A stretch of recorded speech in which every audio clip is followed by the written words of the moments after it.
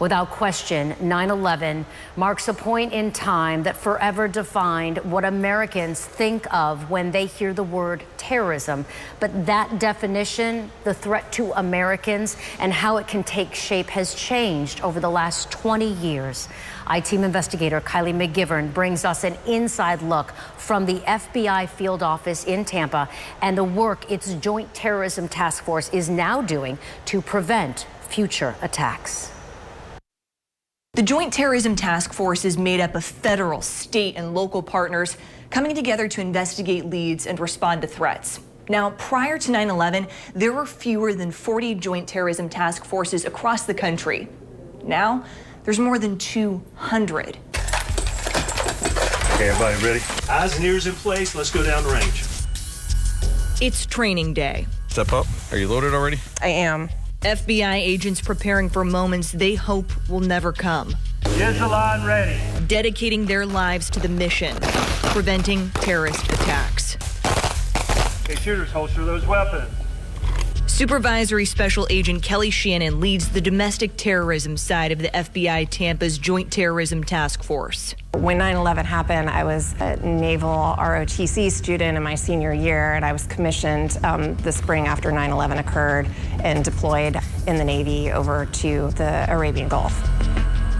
And reflecting on that at 20 years, I think is sort of a stark reminder to us of the potential threats that are out there. Shannon says for those who were there working on September 11th, in the immediate aftermath and the war that followed, it's important to share with younger agents What that really meant so that they better understand why we do what we do. The why is if we fail, people die. It's an understanding, a perspective Special Agent in Charge Michael McPherson says most special agents today do not have.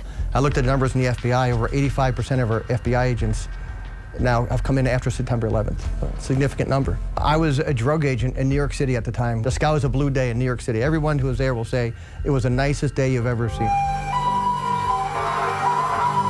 It was a surreal feeling driving into the city with the police officer there. The entire city was closed off at the time, so being the only car driving through the Holland Tunnel, driving to Lower Manhattan, emerging from the tunnel and seeing the towers on fire.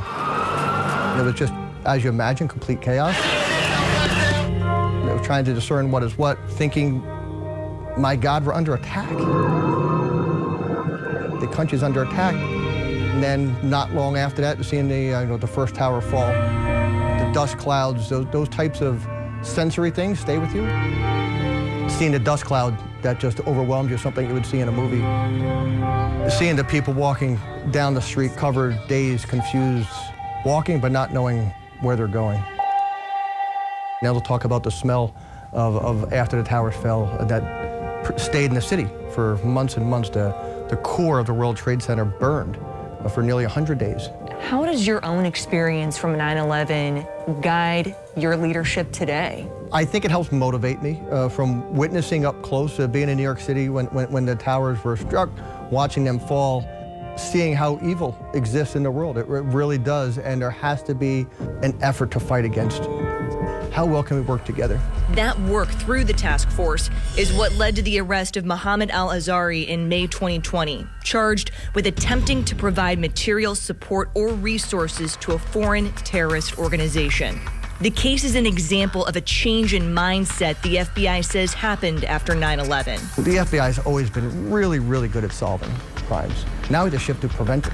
A lot harder than it sounds. The federal complaint says the 23-year-old who lives in Tampa has a criminal history that includes prior terrorism charges in Saudi Arabia, that he is an admirer of the Pulse nightclub shooter, and has expressed a desire to carry out a similar act of violence, having researched and scouted potential targets in the Tampa Bay area.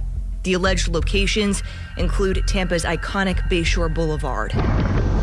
Court documents say al-Azhari drove from Tampa to Honeymoon Island State Park, and when he arrived at the gate area, turned around and drove back.